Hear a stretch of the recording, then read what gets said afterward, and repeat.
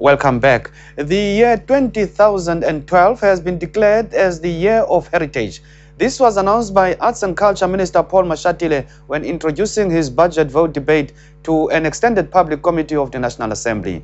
Mr. Mashatile said one of the important milestones was the centenary celebrations of the African National Congress. It was also an opportunity to honor the heroes of the past, particularly those in the struggle for liberation. Having declared the year 2012 as a year of heritage, we will continue to honor the heroes and heroines of our struggle for national liberation. We will also use heritage infrastructure development as catalyst for local development, job creation, and nation building. A total of 28 heritage projects have been identified for implementation during the current financial year. Working together with the Independent Development Trust, we have begun to implement our program to refurbish the house of the former ANC President O.R. Tambo in Bizana.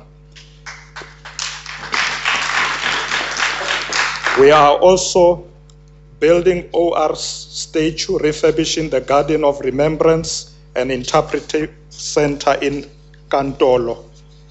An access road linking Bizana to O.R. Tambo's homestead will also be built.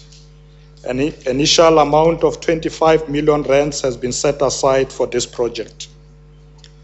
This project is expected to create 50 permanent jobs as well as 90 short, medium, and occasional jobs. The minister also announced that a number of graves had been or would soon be declared national heritage sites. It included those of Bayas Nodier and Robert Sobukwe. At the same time, a number of museums were to be upgraded. Mr. Mashatile said the creative economy is now at the center of the international economic and development agenda. He said South Africa too had for some time now placed the creative economy at the center of its endeavor to grow the economy, create jobs and build sustainable livelihoods. It is for this reason that through the Mzansi Golden Economy Strategy, his department had identified key policy interventions that would support the growth and development of the creative economy. Projects in this regard would result in thousands of job opportunities. We are therefore pleased to announce that our Mzansi Golden Economy Strategy has been endorsed by National Treasury. The Mzansi Golden Economy seeks to enhance our sector's contribution to the national effort to create 5 million jobs within the next 10 years.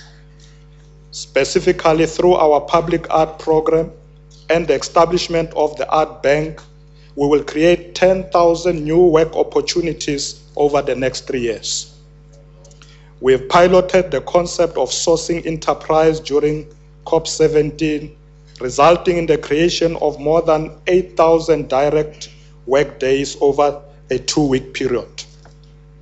As part of audience development, we are piloting 5 cultural precincts and information centers in 5 major cities. Through this initiative, we anticipate a baseline target of more than 2,000 new work opportunities, expected to grow significantly over the next 3 years. Targeted support will be provided to 26 major cultural events every year across the country, generating a baseline target of more than 2,000 work opportunities per event. The first speaker to follow on the minister was the chairperson of the Arts and Culture Portfolio Committee, Ms. Thandile Sunduza. She made it clear right from the start that she was not going to entertain any unruliness during her speech. Today I've got my stick, I'm going to beat somebody who's disturbing me. Ms. Sunduza said it was the department's mandate to restore all dignity after years of inequality and injustice to many South Africans. Cultural days took place along cultural lines and only 2 languages were officially recognized. But today, all cultural rights were guaranteed in the Constitution. She said the arts and cultural sector had undergone some major changes since 1994 and had now become an active contributor to the country's economic development drive. But a fair and equitable use of all official languages remained a challenge. The Pan South African Language Board was also not delivering on its mandate. Pansalb's mandate is derived from the Constitution of the Republic of South Africa. But, Honorable Minister, the people tasked with management of Pansalb are failing the will of the people of South Africa. We have been vocal about this matter. Pansalb has been experiencing some worrying operational challenges. For some time now, instead of carrying out their constitutional mandate, the institution has become a camp of tug of war, a battlefield. And the taxpayers' money is used to fight court cases left and right and center. Minister. The Portfolio Committee took a united decision that no money must be given to Pansalb except for overheads and salaries, while the department plays an administration role until they will respect the will of the people of South Africa. You know, as it cheek. Pansalb must put its house in order. As things stand, there is no money, there will be no money transferred to Pansalb. Osman Minister, because the Portfolio Committee. Ms. Sunduza also urged the department to stop using consultants and rather train permanent staff to do the work. She welcomed the department's program to honor heroes of the past and came out in strong support of initiatives to transform names of streets and towns. We must not be held to ransom when we want to transform names and towns and streets, speaking of geographical names. We can't be living when you drive, you pass through Kafroskop or Bosmansgat. So that program of national heritage to change geographical names, let's not, so I'm saying, it's Bosmansgat, I guess, Order, please. Chairperson. Ms. Sunduza also gave the assurance that the ANC had no intention to destroy any language, including Afrikaans. When you want to destroy a nation, you must start by destroying the language. When you do that, it destroys the identity, the pride and heritage is destroyed. That's what the apartheid government did to Black Africans. We support the South African Languages Bill and commend the department to heed the call and get the legislation process underway. I want to say today that we will never ever destroy Afrikaans. I want you to listen very carefully, Honorable van der Berg, and where is FF? They are not here. We will never destroy Afrikaans or any language for whatever matter. If we do that, we'll be insulting the wisdom of the ancestors who fought for the Freedom Charter, who drafted it for a united South Africa. Afrikaans is one of the official languages of the as per Constitution, and we as the ANC cannot go against our own victory. Now,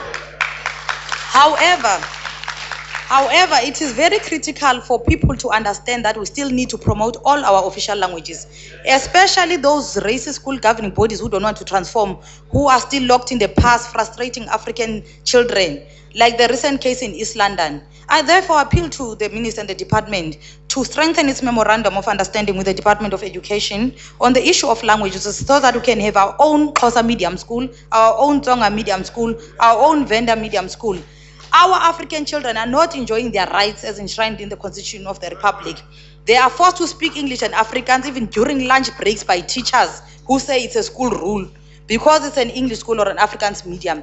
Even parents are forced to speak English at home because the children must speak good English for it's good for their brain, and that's absolute nonsense.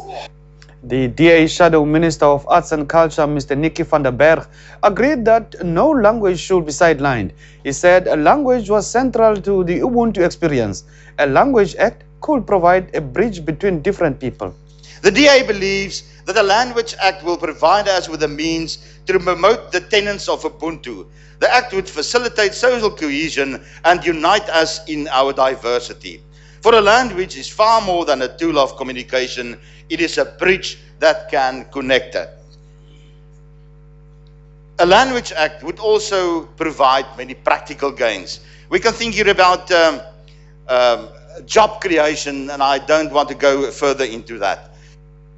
Mr. van den Berg echoed his chairperson Tandile Sunduza's concern about the use of consultants in the department.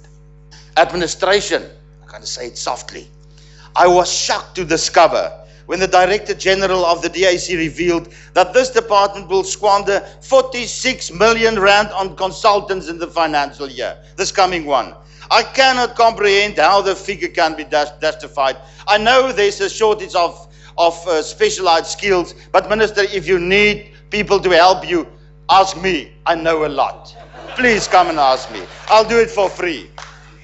The department had a total budget of 209.7 million 46.7 squandered on consultants. And now the National Arts Council, I've got my doubts. Established 2005, the South African Youth Choir is one of the most exciting choral projects in the world today. It brings together exceptionally talented youth singers from all over our beautiful and diverse country, giving them the opportunity to excel on artistic and scholastic level. The choir members are committed to artistic excellence. Many members come from disadvantaged areas and many are orphans. They are the raw talent of South Africa. The choir offers them a voice and hope. They dare to dream. I learned with great despair that this group is just away from financial ruin. The choir has applied on multiple occasions for financial assistance from government and from the Lotto without any success. The Department of Arts and Culture has a social responsibility to support and nurture an undeniable, proudly South African export product, having on more than one occasion won international competitions. After the break, we'll listen to more voices from the arts and culture debate. Stay with us.